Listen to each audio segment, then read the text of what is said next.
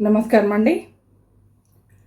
భూలోకంలో మహాపతివ్రతగా పూజలు అందుకున్న తులసీమాత గురించి మనం ఈ కథలో తెలుసుకుందాం. అసలు తులసీమాత ఎవరు? ఆమె మహావిష్ణువుని గండకీ నదిలో శిలగా మారవని ఎందుకు శాపమిచ్చింది? ఇక కథలోకి వెళ్తే, తులసీమాతను హిందూ పురాణాల ప్రకారం బృందాదేవి అని కూడా పిలుస్తారు. ఈమె కాలనేమి అనే ఒక రాజు కుమార్తె. ఈమె యువరాణి. అయితే జలంధరుడు అనే ఒక రాజు ఉంటాడు. ఈ రాజు బ్రహ్మ కోసం ఘోరమైన తపస్సు చేస్తాడు. అతని తపస్సును మెచ్చిన బ్రహ్మ ప్రత్యక్షమై, జలంధర, ఏం వరం కావాలో కోరుకో అని అడుగుతాడు. దానికి జలంధరుడు, నాకు ఎప్పటికీ చావు ఉండకుండా ఉండాలి, ఇక నేను ఎవరి మీద యుద్ధం చేస్తే వాళ్ళని గెలవాలి అని వరం అడుగుతాడు. దానికి బ్రహ్మ, ఆ వరం ఇవ్వడం కుదరదు, మరింకేమైనా వరం కోరుకో అంటాడు. దానికి బాగా ఆలోచించిన జలంధరుడు, అయితే నాకు 2 వరాలు ఇవ్వండి. మొదటిది ఏంటిదంటే, మహాపతివ్రత అయిన స్త్రీని నాకు భార్యగా ఇవ్వండి. ఇక 2వ వరం ఏమిటంటే, ఆమె పాతివ్రత్యం ఉన్నన్నాళ్ళు నాకు ఆయుష్ ఉండాలి. నేను ఏ రాజ్యం పైన అయితే యుద్ధం చేస్తానో, ఎవరిపైన అయితే యుద్ధం చేస్తానో ఆ యుద్ధం అంతా నేనే విజయం సాధించాలి అని అడుగుతాడు. దానికి బ్రహ్మ తదాస్తు అంటాడు. ఆ సమయంలో జలంధరుడు మనసులో ఈ విధంగా అనుకుంటాడు, బ్రహ్మ ఇచ్చిన వరం మేరకు నాకు ఎలాగో పతివ్రతే భార్యగా దొరుకుతుంది. ఆమె పాతివ్రత్యం ఎప్పటికీ ఉంటుంది కాబట్టి నేను ఓడిపోవడం అనేది జరగదు, ఇక నాకు చావు అనేది లేదు అని ఎంతో సంతోషపడతాడు. వెంటనే బ్రహ్మ జలంధర్ని చూసి, జలంధర, నువ్వు ఇదే క్షణాన బద్రికా వనానికి వెళ్ళు. అక్కడ కాలనేమి కుమార్తె అయిన తులసీదేవి తపస్సు చేస్తూ ఉంటుంది. ఆమె మహాపతివ్రత. నేను ఇచ్చిన వరం ప్రకారం నీకు మహాపతివ్రతను భార్యగా చూపిస్తున్నాను. నువ్వు వెళ్ళి వివాహం చేసుకో అని బ్రహ్మ చెప్తాడు. బ్రహ్మ చెప్పిన మాటల మేరకు జలంధరుడు బద్రికావనం పోయి అక్కడ ఉన్న తులసీదేవికి బ్రహ్మ తనకి చెప్పిన పూర్తి విషయం చెప్పి, ఆమె తండ్రి అయిన కాలనేమిని ఒప్పించి వివాహం చేసుకుంటాడు. ఆ తరువాత తులసీమాత యొక్క పాతివ్రత్యంతో జలంధరుడి బలం మరింత ఎక్కువ అవుతుంది. ఆ బలంతో జలంధరుడు ఋషులను, మనుషులను, దేవతలను అందరినీ చిత్రహింసలకి గురి చేస్తూ ఉంటాడు. ఇక అన్ని లోకాలను జయించిన జలంధరుడు ఇక దేవలోకాన్ని జయించాలని దేవలోకం పైన దండయాత్రకు వెళ్తాడు. ఆ సమయంలో దేవతలందరూ విష్ణుమూర్తిని వేడుకుంటారు, మమ్మల్ని ఈ జలంధరుని బారి నుంచి కాపాడమని. విష్ణుమూర్తి ఆ దేవతలకు, మీరు శివుణ్ణి వేడుకోండి అని చెప్తాడు. ఇక దేవతలందరూ శివుణ్ణి వేడుకోవడంతో శివుడు జలంధరుడితోటి యుద్ధానికి దిగుతాడు.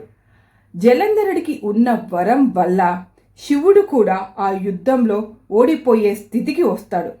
ఆ సమయంలో శ్రీ మహావిష్ణువు తులసీమాత దగ్గరికి జలంధరుడి రూపంలో వెళ్తాడు. జలంధరుడు అక్కడ శివుడితోటి యుద్ధం చేస్తున్నాడు కాబట్టి శ్రీ మహావిష్ణువు తులసీమాత యొక్క పాతివ్రత్యాన్ని పోగొట్టాలని చెప్పి జలంధరుడి రూపంలో తులసీమాత దగ్గరికి వెళ్తాడు. అయితే జలంధరుడి రూపంలో ఉన్న శ్రీ మహావిష్ణువు చేయి పట్టుకోగానే తులసీమాతకి అతను తన భర్త కాడు, మహావిష్ణువు అనే విషయం తెలుసుకొని వెంటనే తులసీమాత ఉలిక్కి పడుతుంది. అదే సమయంలో అక్కడ కైలాసంలో ఉన్న జలంధరుడికి తన శక్తి నశించిపోతుంది. ఎందుకంటే ఇక్కడ తులసీమాత పాతివ్రత్యానికి భంగం కలిగింది కాబట్టి. ఆ సమయంలో శివుడు జలంధరుణ్ణి చంపివేస్తాడు. తన పాతివ్రత్యానికి భంగం కలిగించి తన భర్త చావుకు కారణమైన మహావిష్ణువుని చూడగానే, తులసీమాత, నీకు మనస్సు లేని రాయివి, అందుకే నువ్వు రాయిలాగా గండకీ నదిలో పడి ఉందుగాక అని శాపం ఇస్తుంది. వెంటనే మహావిష్ణువు తులసీమాతను చూసి, అమ్మ, మహాపతివ్రత అయిన తులసీమాత, నేను కావాలని నిన్ను ముట్టుకోవడానికి రాలేదమ్మా. నీ భర్త పరమ దుర్మార్గుడు. ఈ లోకాలన్నిటినీ చిత్తహింసలకి గురి చేస్తున్నాడు. దేవతల రాజ్యాల్ని ఆక్రమించుకొని వాళ్ళని నరక యాతనకి గురి చేస్తున్నాడు. నీ భర్త బారి నుంచి కాపాడాలి దేవతల్ని, ఈ ముల్లోకాల్ని అని ఈ విధంగా వచ్చాను. కానీ నీ పాతివ్రత్యం భంగం కలిగించాలి అని కాదు తల్లి అని క్షమాపణ కోరుకుంటాడు. వెంటనే పశ్చాత్తాపానికి గురైన తులసీమాత ఆ శ్రీ మహావిష్ణువు పాదాలపై పడి, మహాప్రభు, కావాలని నేను మీకు శాపం ఇవ్వలేదు. నా భర్త చనిపోయాడు, ఇక నా పాతివ్రత్యానికి కూడా భంగం కలిగిందనే కోపంతో ఇచ్చాను. కానీ నా భర్త ఎటువంటి వాడో నాకు తెలియదు, నన్ను క్షమించండి అని కోరుకుంటుంది. వెంటనే శ్రీ మహావిష్ణువు, తల్లి, నువ్వు చేసిన దాంట్లో తప్పేం లేదు. నువ్విచ్చిన శాపం ప్రకారం నా దేహాన్ని, ఈ మానవ రూపంలో ఉన్న దేహాన్ని ఇక్కడే సాలగ్రామ శిలగా విడిచిపెట్టి వెళ్ళిపోతాను. ఇక నా దైవ రూపాన్ని మాత్రం తీసుకొని వెళ్తాను అని చెప్పి తులసీమాతకు చెప్తాడు. వెంటనే ఆ విష్ణుమూర్తి తులసీమాతను కూడా ఈ విధంగా అడుగుతాడు, అమ్మ తులసి, నువ్వు కూడా నీ దేహాన్ని గండకీ నదిగా మార్చుకో. ఈ గండకీ నదిలోనే సాలగ్రామ శిలగా నేనుంటాను. ఇక నీ కేశాలను తులసి మొక్కగా మార్చు. ప్రతి గృహస్థు నీ కేశాలకు ప్రతిరోజు పూజ చేస్తారు అని చెప్తాడు. దానికి వెంటనే సంతోషించిన తులసీమాత గండకీ నదిగా మారిపోతుంది. ఇక తన కేశాలు తులసి మొక్కగా మారిపోతాయి. ఇక విష్ణుమూర్తి పూజకు తులసి మొక్కను, తులసి దళాన్ని ఉపయోగించి పూజ చేయడం అనేది అనాదిగా జరుగుతూ వస్తుంది.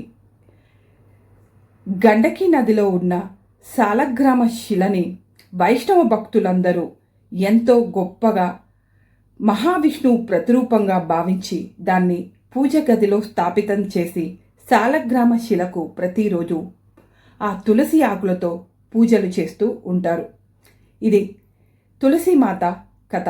ఆమె ఎందుకని శ్రీ మహావిష్ణువుకి శాపం ఇచ్చింది అనే విషయాన్ని కూడా మీరు ఈ కథలో విన్నారు కదా. ఏ రోజన్నా మీరు గండకీ నది వైపు కనుక వెళ్తే అక్కడ సాలగ్రామ శిలని తప్పకుండా తీసుకొచ్చుకొని మీ పూజా మందిరంలో పెట్టి పూజ చేసుకోండి. ఆ తులసీమాత కరుణా కటాక్షాలతోటి మీ ఇంట్లో సుఖ సంపదలు తులతూగుతూ ఉండాలని కోరుకుంటూ మీ స్రవంతి.